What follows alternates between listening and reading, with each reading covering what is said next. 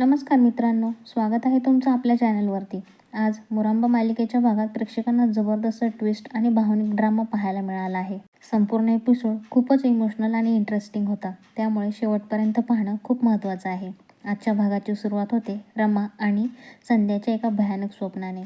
रमाला स्वप्न पडतं की संध्या तिच्या हातातून अक्षयचं मंगळसूत्र खेचून घेत आहे आणि ती ते फेकून देतीये. संध्या रमाला दोष देत असते की तिने अक्षयचं मंगळसूत्र स्वतःकडे ठेवण्याचं धाडस केलंच कसं.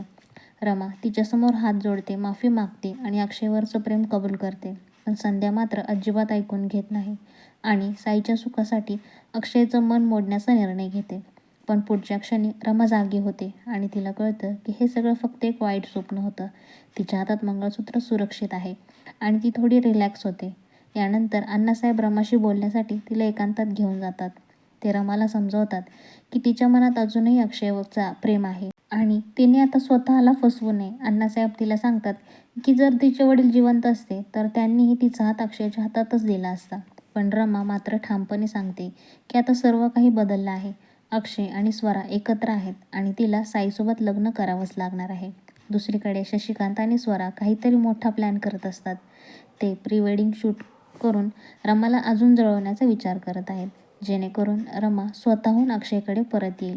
पण स्वरा या प्लॅनवर थोडी घाबरलेली दिसते.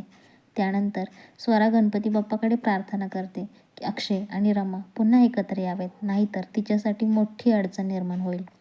अण्णासाहेबही देवाकडे त्यांच्यासाठी प्रार्थना करताना दिसतात.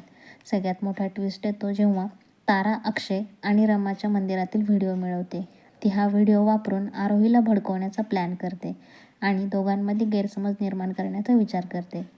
तारा अर्थात धमकावते आणि तिला आपल्या खोलीत बंद करून ठेवते, जेणेकरून अर्था कोणाला काहीही सांगू शकणार नाही.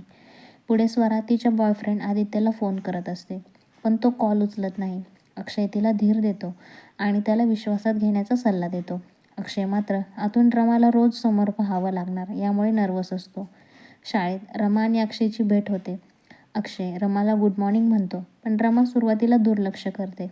अक्षय तिला हसण्याचा सल्ला देतो आणि तिला सांगतो की दोघं तरी एकत्र आहेत तर आपण मित्र म्हणून तर राहू शकतो ना, आपल्यातले जरी काही नातं शिल्लक नसेल तरीही. हा सीन खूपच इमोशनल दाखवण्यात आला होता. यानंतर मोठा ट्विस्ट घडतो. तारा मुद्दाम रमा आणि स्वराचे मोबाईल एक्सचेंज करते. त्यामुळे रमाचा फोन स्वराकडे आणि स्वराचा फोन रमाकडे जातो. आता पुढे काय गोंधळ होणार, कोणाचे रहस्य उघडे होणार हे पाहणं खूपच इंटरेस्टिंग ठरणार आहे. कारण फोन एक्सचेंजमुळे काहीतरी गडबड होणार हे नक्कीच. तर मित्रांनो, आजचा भाग खूपच धमाकेदार आणि ट्विस्टने भरलेला होता. पुढील भागात मोबाईल एक्सचेंजमुळे मोठा ड्रामा आणि गैरसमज होणार हे नक्की झाले. व्हिडिओ आवडला असेल तर लाईक करा, चॅनलला सबस्क्राईब करा आणि बेल आयकॉन दाबायला विसरू नका. मित्रांनो, तुम्हाला आजचा रिव्ह्यू आवडला असेल तर कमेंटमध्ये तुमचं मत नक्की कळवा. अशाच अपडेटसाठी चॅनलला सबस्क्राईब करा. भेटूयात आपण पुढच्या भागामध्ये. तुम्ही तुमचा अनमोल वेळ देऊन हा व्हिडिओ पाहिलात त्यासाठी मी तुमची खूप मनापासून आभारी आहे. भेटूयात पुढच्या भागामध्ये. धन्यवाद.